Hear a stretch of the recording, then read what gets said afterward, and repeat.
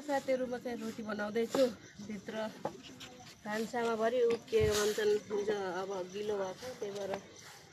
बाहिर रोटी बनाउँदैछु बाहिर चुलो बनाएर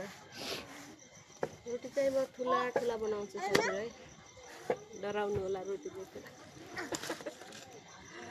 कसैले तावामा पकाएको खाने कसैले सेकेको खाने गाह्रो छ मलाई यो हेर्नुस् कोही खाँदै कोही हाल्दै रोटी मम्मीले सेकेको खानुहुन्छ है अयो दिदीलाई नहान दिदीलाई यति सानीले दिदीलाई हान्दैछ लक्ष्मीले बजाउनलाई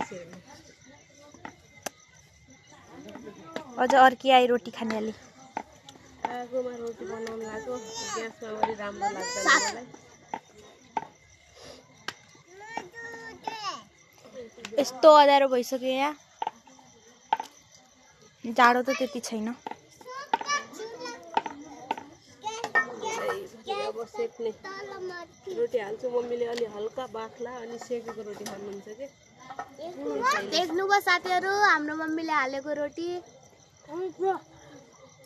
तातो तातो तातो रोटी खाँदै थुक्दै फाल्दै भुन्टी